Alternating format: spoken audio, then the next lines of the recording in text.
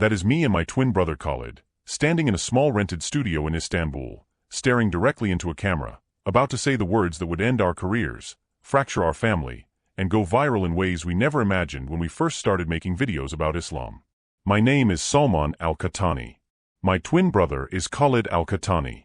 We were popular Islamic content creators in Saudi Arabia, until the night Jesus appeared to us during Tawaf in Mecca. This is the story of everything that led to that moment, and everything that happened after. Khalid and I have shared everything since the moment we entered this world. We were born 14 minutes apart on a cool December morning in 1998 at the King Faisal Specialist Hospital in Riyadh. I came first. 14 minutes later, Khalid followed. The nurses who placed us side by side in the newborn ward told our mother they had never seen twins so identical. Same weight. Same length. Same dark hair. Same faint crease behind the right ear. When our father first held us together, one in each arm, he later told us he had to ask a nurse which one was which. He was a man who never admitted confusion about anything. That moment stayed with him. Our mother, Maryam, solved the problem the way mothers do. She tied a thin white thread around my left wrist and a blue one around Khalid's. For the first 3 months of our lives, that thread was the only thing separating our identities. Even then, relatives mixed them up. Aunts called me Khalid. Uncles argued with each other about which one of us was smiling in photographs. Our grandmother refused to guess and simply called us both Habibi, a diplomatic solution she maintained for years. We learned early what it meant to be identical twins in Saudi Arabia. It made you something between a spectacle and a symbol. People stared in markets. Strangers stopped our parents in the street. Teachers at our school in the Al-Malaz district of Riyadh would spend entire semesters calling us by the wrong names and laughing it off. By the time we were 10, we had stopped correcting people and simply answered to each other's names without missing a beat. Our father, Hassan Al-Qahtani, was not a television sheikh or a social media preacher. He was something quieter and, in our home, considerably more powerful, a man of private conviction who believed that faith was not a topic to be discussed but a discipline to be maintained. He had not published books or appeared on religious channels. His authority was the kind that did not need a platform. It lived in the silence between his words, in the look he gave when something displeased him, in the expectations that were never spoken aloud because they never needed to be. You simply knew. His father, our grandfather, Abdulaziz Al-Qahtani, had served for over 2 decades as a judge in the Saudi Sharia courts in Riyadh. His rulings were referenced in legal circles long after his retirement. His name carried weight in rooms we were too young to enter. When people in our neighborhood learned whose grandsons we were, their behavior shifted slightly. A small, almost invisible recalibration of respect. Our uncle, our father's younger brother Fawaz, was the public face of the family's religious standing. He delivered the Friday khutbah at one of the larger mosques in Riyadh, and for a period in the mid-2000s, his sermons were broadcast on regional radio. People would recognize his voice at family gatherings and fall into a kind of reverent quiet. He moved through rooms the way scholars move, unhurried, certain. Religion in our family was not something practiced. It was the structure underneath everything else, the foundation so deep and so assumed that questioning it would have felt not like intellectual curiosity but like pulling at the ground beneath your own feet. Our father enrolled Khalid and me in Quran memorization classes when we were 7 years old, at a mosque not far from our home. We sat side by side every morning before school, repeating verses until they lived in us, until the words were not something we recalled but something we breathed. By age 14, both of us had completed hifz. Full memorization of the entire Quran, all 114 surahs. Our father marked the occasion quietly, as was his way. No large celebration. No public announcement. He sat between us after Asr prayer, placed a hand on each of our shoulders, and said only that the words of Allah now lived in our hearts, and that we were responsible for how we carried them. Then he stood and walked to his study. That was his highest form of praise. By 18, word of the Al-Qahtani twins had moved beyond our neighborhood. We were invited to speak at youth Islamic conferences, first locally, then regionally. We spoke about discipline, about obedience, about maintaining spiritual focus in a distracted world. We were polished, synchronized, confident. 2 identical faces delivering the same message with the same conviction. Organizers loved us. Audiences remembered us. We were, without having planned it, becoming a brand. When social media transformed from a curiosity into a cultural force, Khalid and I adapted without hesitation. We launched a shared channel and began creating short videos explaining Islamic rulings in plain, accessible language. We filmed ourselves praying in the courtyard of the Grand Mosque. We answered anonymous questions about doubt, temptation, and sin, always with the same calm certainty, always with the same polished delivery. Within 3 years, we had crossed 2.5 million followers across platforms. Brands approached us. Religious institutions shared our content. Media outlets described us as proof that Saudi youth could be fully modern and deeply devout at the same time. The Mirror Brothers, someone called us once in a comment, and the name stuck. We were the same face, the same voice, the same unwavering message. But behind the symmetry, behind the matching faces and matching convictions and matching performance of faith, something was fracturing. It started small. So small that for a long time, I told myself it wasn't there at all. It began during Ramadan. I was 20 years old. I had been invited to lead Tarawih at a private gathering, a respected family in Riyadh, a room full of men who had known our grandfather, who had listened to our uncle on the radio, who looked at Khalid and me the way people look at something they are proud of without fully understanding. My voice that night was the best it had ever been. I know that sounds strange to say, but it was true. The acoustics of the room caught every syllable and returned it fuller, warmer. Behind me, men wept. I could hear it, the quiet catch of breath, the sound of grown men undone by the recitation. A man near the back whispered Subhanallah between verses. And I felt nothing. Not distraction. Not rebellion. Not the ordinary wandering of a tired mind. Just emptiness. The words left my mouth perfectly shaped, perfectly timed, and they felt like stones dropping into a dry well. I heard them leave me. I did not feel them. I told myself it was exhaustion. Ramadan was demanding. The schedule was relentless. Any serious person of faith had nights like this. I finished the prayer, accepted the quiet praise of the host, drove home, and said nothing to Khalid. But the feeling came back. It came back during sujud, which was the one place I had always trusted. There is something about pressing your forehead to the ground, the posture of total submission, that had always felt to me like arriving somewhere. Like the noise of the world going quiet for just a moment. Now the quiet was different. I would press my forehead into the carpet and whisper dua into the fibers, desperate, private pleading, asking for softness, asking for return, asking for whatever had left to please come back. The carpet smelled faintly of cedar. The room was still.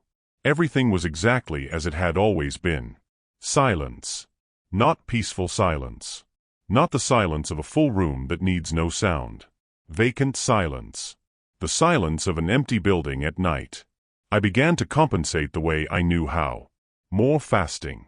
More tahajjud in the hours before dawn when the house was dark and the act of rising felt at least like evidence of sincerity.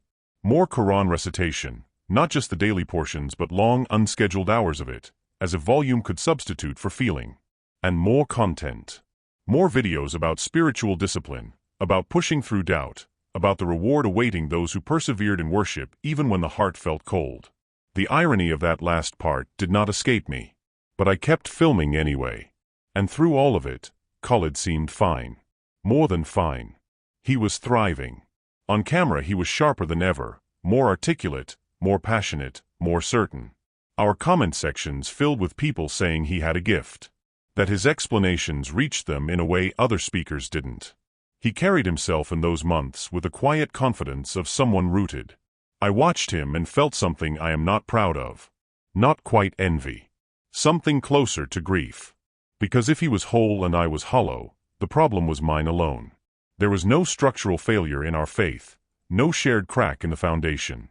There was only me, leading Tarawih while feeling nothing, pressing my head to the floor and hearing only silence, building a public platform about spiritual depth from a place of private drought. We filmed a video that Autumn called Overcoming Doubt Through Worship. It performed well. Thousands shared it. That night, after posting it, I sat on the edge of my bed and stared at the wall for a long time. I did not believe a single word we had just said. And I had no idea that in the next room, neither did Khalid. 3 months after that Autumn video, we were in Mecca. We had rented a small apartment near the Haram for Umrah season, a place we used every year, familiar enough to feel like a second home. From the balcony, You could see the top of the clock tower and the white glow of the mosque's floodlights spreading across the night sky like something permanent. The city below hummed with pilgrims. Dozens of languages rising together into the same air. It was the kind of atmosphere that was supposed to make you feel something. We had spent the evening filming. The video was another piece about spiritual resilience, how to maintain connection to Allah during seasons of doubt. We knew the format. We knew the language. We delivered it cleanly, posted it, and sat back down in the small living room as the notification count began to climb. Khalid didn't move. He sat with his phone in his hand, the video replaying on the screen. Not watching it exactly. More like staring at it. His expression was the kind that doesn't have a name, not sad, not angry. Just very, very still. I assumed he was tired. Then he whispered, almost to himself, "I don't believe what we just said." The room shifted. I didn't respond immediately. I thought I had misheard him, or misread the tone, or invented meaning where there was none. From somewhere below, faintly, the azan began, the call rising from the mosque into the Mecca night, traveling up through the open balcony door and into the room where we were sitting. The timing felt almost cruel. Khalid put the phone down on the cushion beside him and looked at me. His eyes weren't searching for a fight. They weren't embarrassed. They were exhausted in the specific way of someone who has been carrying something alone for far too long. "I feel like I'm lying," he said quietly. "Every video. Every answer. I've been pretending for 2 years." I sat very still. The azan continued outside. The notification count kept climbing on his phone screen, numbers ticking upward, people sharing the video, people thanking us, people telling us it had arrived at exactly the right moment. I looked at my brother. Then I said the words that frightened me most. "I feel the same." The relief that moved across his face was immediate and total. Something released in him, visibly, physically, like a breath held for months finally let go. And watching it broke something open in me too, because I understood in that moment that he had been as alone in this as I had. That the mirror had been hiding us from each other this whole time. We talked until nearly dawn. He told me that during Tawaf he sometimes felt as though he were simply orbiting an object, circling without connection, the motion mechanical, the meaning gone. I told him what I had never told anyone, that I feared we were not practicing faith at all. That we were performing it. That somewhere along the way the inside had gone quiet and we had kept the outside moving and hoped no one, including ourselves, would notice the difference. Neither of us hated Islam. That felt important to say, and we said it. We were afraid it wasn't alive. Before the far azan broke over the city, we made a pact. We would search honestly. No filters. No predetermined destination. No fear of where the question led, even if it led somewhere neither of us was prepared to name. We shook hands in the dark of the apartment, the haram glowing silently beyond the window. And then we began. We were careful. That was the first rule, unspoken but understood. Everything happened on a secondary device, a tablet Khalid had purchased with cash from a small electronics shop near our apartment. No accounts linked to our names. No search history that could be traced back to the Al-Qahtani brothers. We had spent 3 years building a platform on the promise of Islamic certainty. We could not afford to be seen dismantling it from the inside. The searching began with philosophy. We read about transcendence, about consciousness, about the oldest human questions dressed in the language of academia. We read arguments for the existence of God and arguments against it. We followed threads into comparative theology, into the history of religion as a human phenomenon, into secular critiques of Islam that we had been trained since childhood to dismiss without engagement. We engaged them now. And they were interesting. Genuinely, intellectually interesting. The kind of material that made you sit up straighter, that rewarded careful reading, that occasionally landed a point you couldn't immediately answer. But nothing moved us. That was the frustration. The ideas were stimulating in the way that a difficult puzzle is stimulating, absorbing while you were inside it, and then finished. None of it produced the thing we were actually looking for. None of it reached past the mind into whatever was beneath it. We were filling our heads while the hollow place in our chests remained exactly as it was. Weeks passed. We kept filming our regular content. We kept performing. Then one evening Khalid handed me the tablet without explanation. On the screen was a video, a man from North Africa, somewhere in his 40s, speaking in accented Arabic into what appeared to be a basic camera setup in a small room. The title translated roughly as, "The Night Jesus Appeared to Me in a Dream." I looked at Khalid. He shrugged slightly, the way he did when he wasn't sure how to justify something but felt it mattered. I almost handed it back.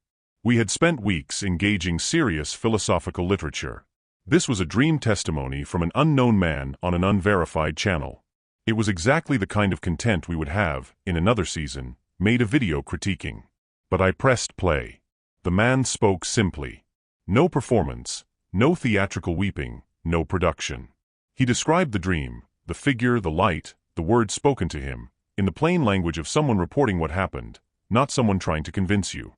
He was not arguing theology. He was not issuing a challenge. He was simply saying, "This occurred, and it changed everything." I watched it to the end. Then Khalid found another. A woman from Egypt. Then a young man from Sudan.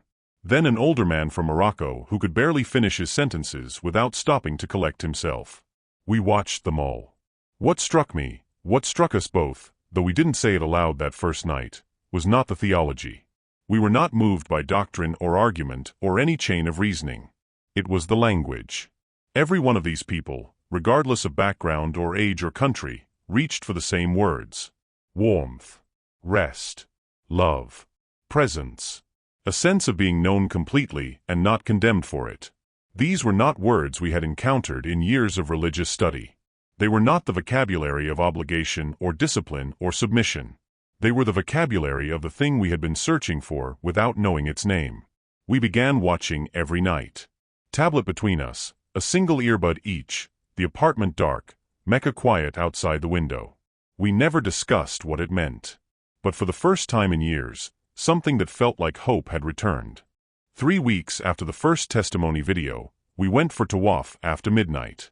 There was no particular reason for that night over any other.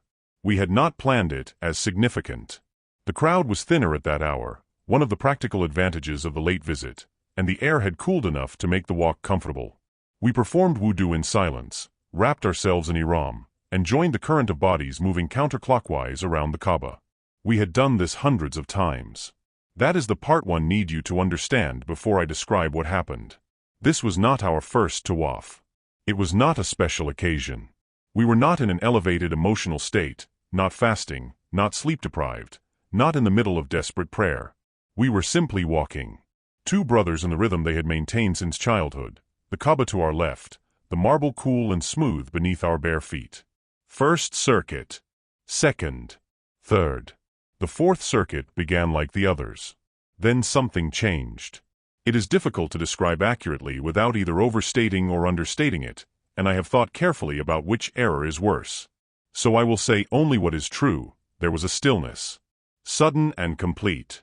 Not silence exactly. The sounds of the haram did not disappear, but they receded, as if moved behind thick glass. The crowd continued moving around us. Everything continued. But something had shifted in the quality of the air. I noticed Khalid first. He had stopped walking. In Tawaf, you do not stop. The current of people moves continuously, and stopping disrupts it. But Khalid had stopped, and the people around us adjusted without incident, flowing past him the way water moves around a stone. He was not looking at the Kaaba. He was looking ahead. Slightly to the left of straight ahead. His expression was not fear or confusion or the particular blankness of a man who has lost his place. It was recognition. I followed his gaze. In the space between moving bodies, there was a man. He was dressed in white, but not ihram, not a traditional thobe, not any garment I could name or place.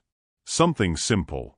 The word that keeps returning to me, inadequate as it is luminous, not glowing in any visible or theatrical sense, but present in a way that the surrounding space was not.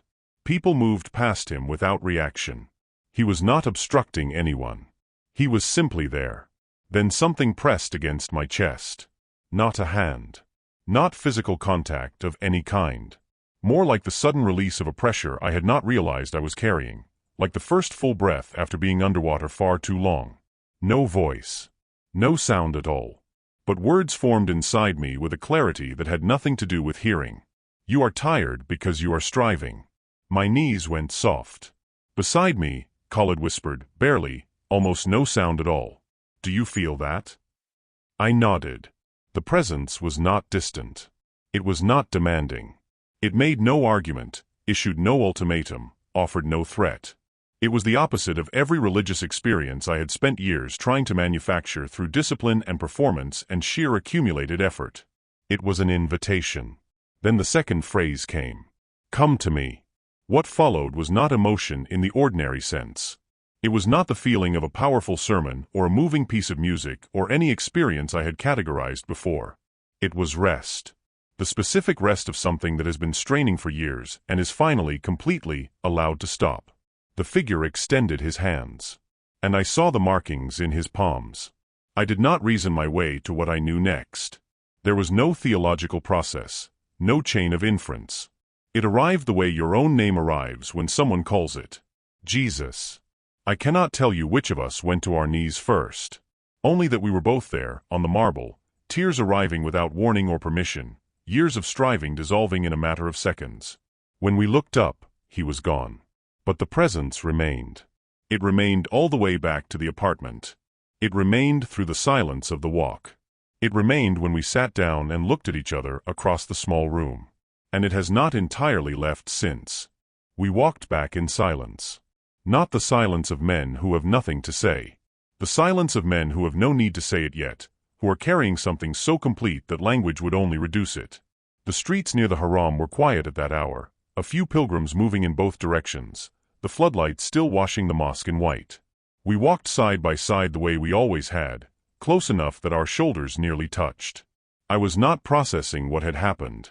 That is the honest way to say it. There was nothing to process.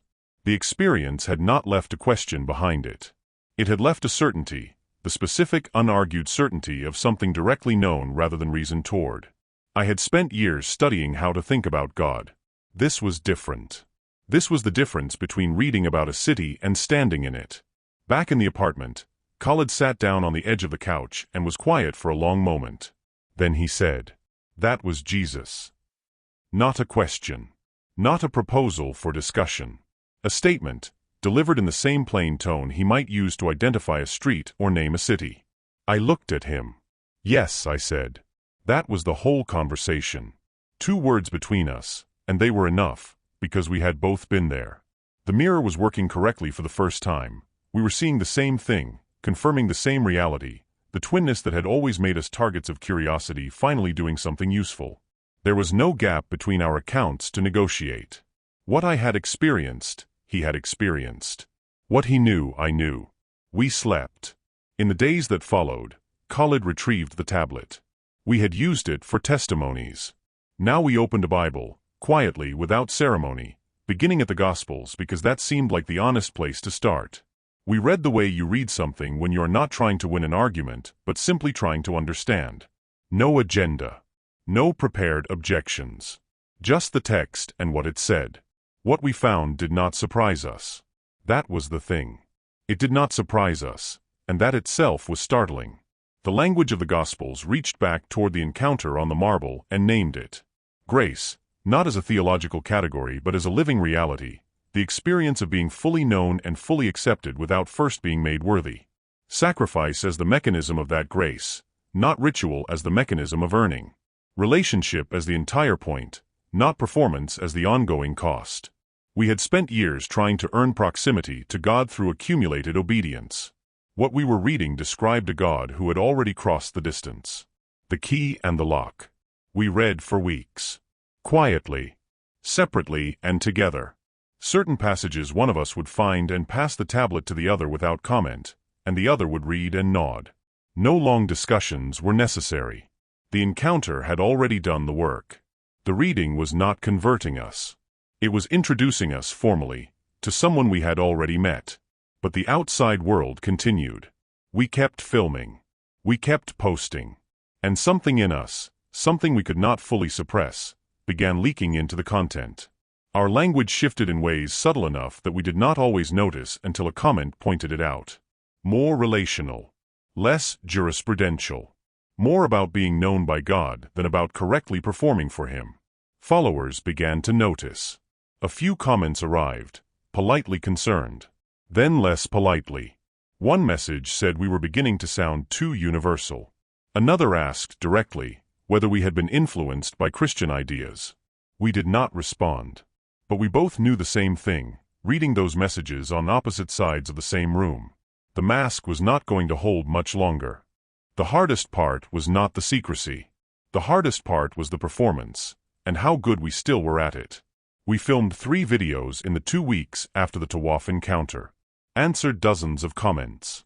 Attended a youth Islamic forum in Riyadh where we were introduced to an audience of several hundred young men as examples of what devout, grounded modern Saudi faith looked like. We smiled at the right moments. We said the right things.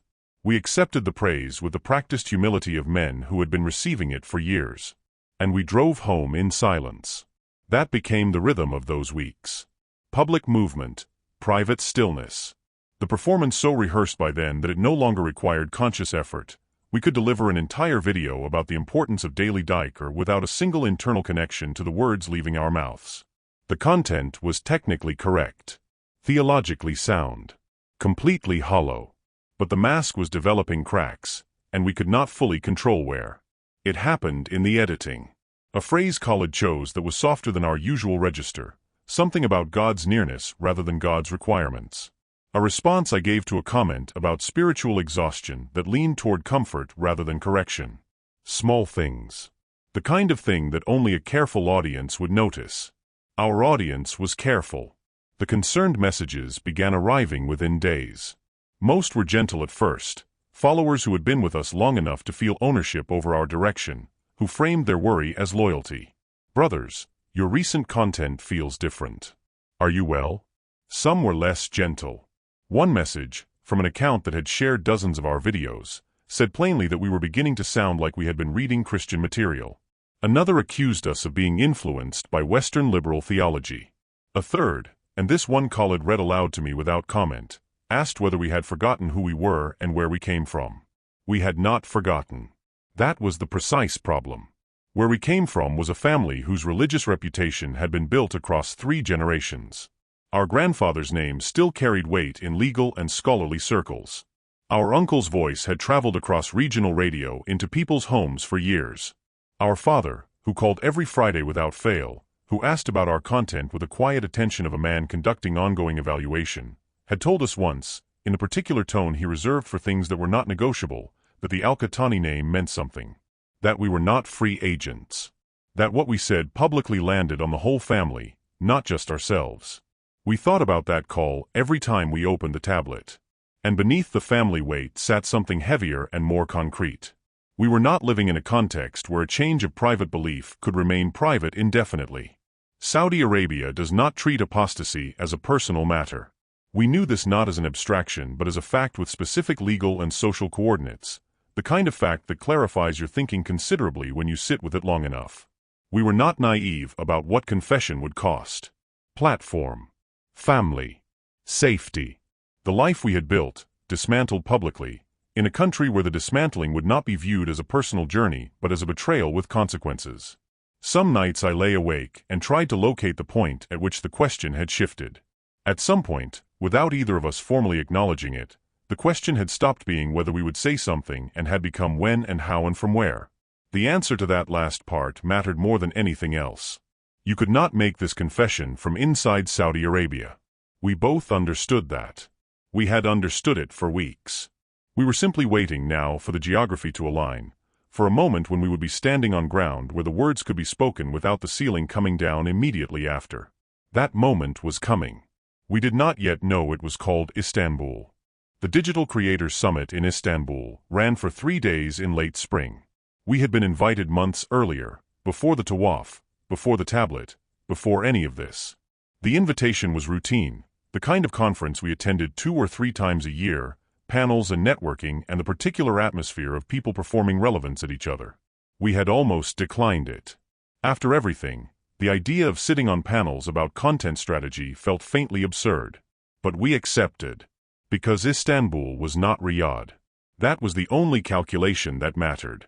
Turkey had no extradition arrangement that would apply to what we were about to do. We would be outside Saudi jurisdiction, not safe exactly, because the consequences would follow us home eventually, but outside the immediate radius of the worst of them. It was the closest thing to neutral ground we were likely to find. We attended the first 2 days of the summit normally. Sat on a panel. Shook hands. Answered questions about building authentic audiences. The irony was so thick by then that it had stopped being painful and become almost clarifying. On the 3rd day, we rented a small studio space from a production company 2 streets from the conference hotel. No team. No lighting rig. No teleprompter. No editor waiting in the next room. No brand considerations to navigate. Just a camera on a tripod, 2 chairs set close together, and a room quiet enough to hear the street noise from below. We sat down and did not speak for a while. I don't know how long exactly. Long enough that it became its own kind of statement, the last silence before the end of one life and the beginning of another. Khalid was looking at the floor. I was looking at the camera. At some point he looked up and we looked at each other, and there was nothing left to discuss. We had discussed everything. The cost had been counted, recounted, accepted. He reached over and pressed record. My name is Salman Al-Qahtani. And I am Khalid Al-Qahtani. We were raised in one of the most religious families in Saudi Arabia. We memorized the Quran. We built our platform defending Islam. And we are here to tell you that Jesus appeared to us in Mecca. We spoke for 19 minutes. Calmly, without performance, without tears. We described the emptiness, the pact, the testimonies, the tawaf. We described the figure and the words and the markings in his palms. We described the weeks of scripture reading and the growing certainty that had made the mask unbearable. We said our full names. We named our family. We did not hide behind vagueness or qualify the confession into something safer. Then Khalid reached over and stopped the recording. We uploaded it from the studio, set it live, and walked out into the Istanbul afternoon. By the time we reached the hotel, it had 40,000 views. By the following morning, several million. Our accounts were suspended within 36 hours. Both platforms, simultaneously, the profiles and all content vanished as if we had never existed on them. Our father released a statement through a family associate. It was formal, brief, and complete. The Al-Qahtani family did not recognize the views expressed, condemned the betrayal of faith, and considered the matter of the 2 individuals in question a private family issue now resolved. Our uncle did not call. None of our cousins called. State media ran a segment describing us as victims of coordinated Western missionary manipulation. Several prominent sheiks issued statements. Our names became, for a period, a kind of shorthand in Saudi religious discourse, a warning, an example, a cautionary reference point. The public response was exactly what we had anticipated. It was the private response we had not. Messages arrived through every channel that still reached us, email addresses, secondary accounts, a contact form on an old website we had nearly forgotten existed. Hundreds of them. Then more. Nearly all from inside the Arab world. Many from inside Saudi Arabia, sent from accounts with no profile pictures, no real names, no traceable identity. I thought I was alone in this. I had a dream 2 years ago that I have never told anyone. I have been pretending for so long I forgot what the truth felt like. You said the thing I have been too afraid to say since I was 19. We read them in a small hotel room in Istanbul, the city moving outside the window, our platform gone and our family's door closed and our old life fully, irreversibly over. And something in the room felt very much like peace. Several months have passed since Istanbul. I want to tell you what we lost, because I think it matters to say it plainly rather than fold it into something that sounds cleaner than it is. We lost the platform. 2.5 million followers, 3 years of content, every video and comment thread and collaboration, gone inside 36 hours, as completely as if it had never existed. We lost the income attached to it and the identity built on top of it. The Mirror Brothers, as a thing in the world, no longer exists. We lost our family. Not in the gradual, complicated way that some estrangements happen, the slow cooling, the increasing distance, the eventual acknowledgement of what has been true for years. Ours was immediate and formal. A statement. A closed door. Our father is a man who believes that clarity is a form of mercy, and he was, in his way, being merciful. There is no ambiguity about where things stand. In some moments that is almost easier than uncertainty would be. We cannot go home. That is the plainest way to say it. Saudi Arabia is not currently a place we can return to safely, and we do not know when or whether that will change. The country where we were born, where we memorized the Quran before sunrise, where we stood in the courtyard of the Grand Mosque and filmed ourselves praying with the confidence of men who believed what they were saying. That country is, for now, close to us. These are not small losses. I refuse to minimize them for the sake of a tidier conclusion.